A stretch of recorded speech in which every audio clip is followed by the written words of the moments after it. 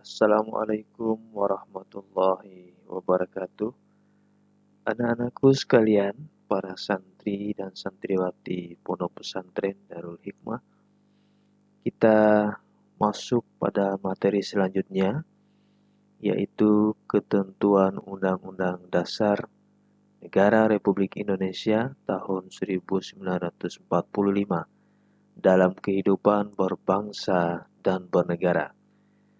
Yang mana pada materi sebelumnya sudah kita bahas bersama tentang nilai-nilai Pancasila dalam kerangka praktek penyelenggaraan pemerintahan negara.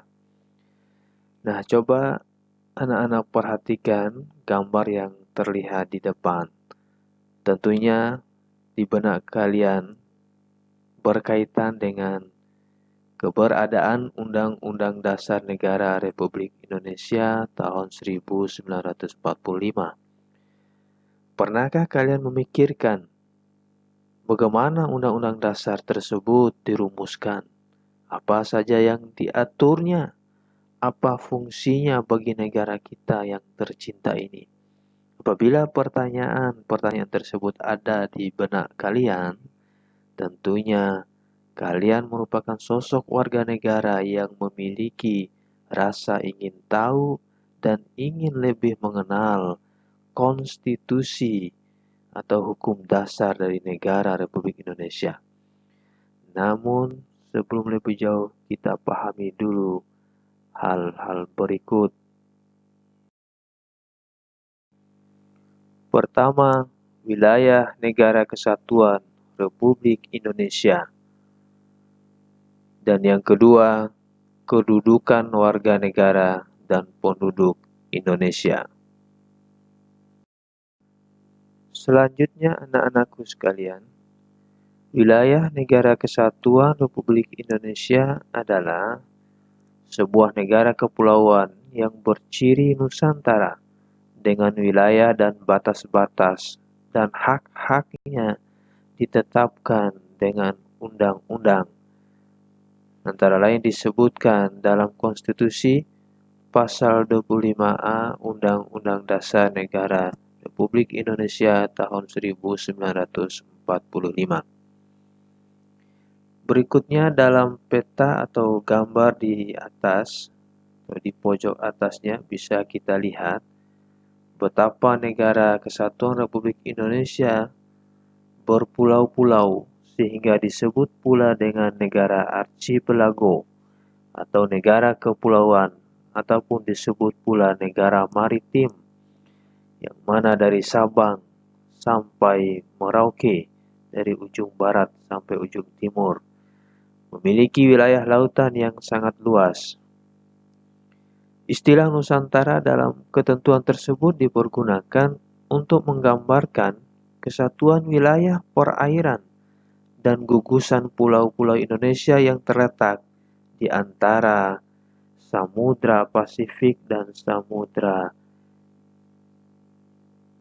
Hindia serta di antara benua Asia dan benua Australia. Berikutnya, wilayah negara merupakan daerah atau lingkungan yang menunjukkan batas-batas suatu negara, di mana dalam wilayah tersebut negara dapat melaksanakan kekuasaannya, menjadi tempat berlindung bagi rakyat sekaligus sebagai tempat untuk mengorganisir dan menyelenggarakan pemerintahannya. Nah, anak-anakku sekalian, ternyata ruang lingkup wilayah negara antara lain yang pertama, wilayah daratan termasuk tanah di dalamnya sebagaimana yang kita pijak saat ini.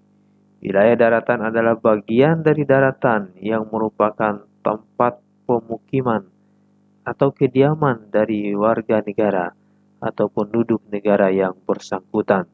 Termasuk pula dalam ruang lingkup wilayah daratan ini tidak saja permukaan tanah daratan, tetapi juga tanah di bawah daratan tersebut, bahkan di bawah laut. Berikutnya yang kedua, wilayah perairan. Wilayah perairan atau disebut juga perairan teritorial adalah bagian perairan yang merupakan wilayah suatu negara. Perairan ini termasuk lautan, yang mana disebutkan dalam deklarasi Juanda, menegaskan bahwa Indonesia merupakan satu kesatuan wilayah Nusantara. Laut bukan lagi sebagai pemisah, tetapi sebagai pemersatu bangsa Indonesia. Konsep ini kemudian diakui dalam Konvensi Hukum Laut PBB atau Perserikatan Bangsa-Bangsa pada tahun 1982.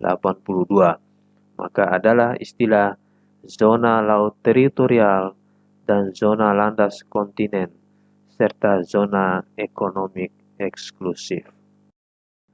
Jadi anak-anak sekalian, secara tematis berdasarkan data empiris bisa dilihat di slide di depan. Total luas wilayah negara Indonesia, luas daratan, luas lautan sudah secara terukur dan semuanya bisa diperhatikan dalam slide tersebut.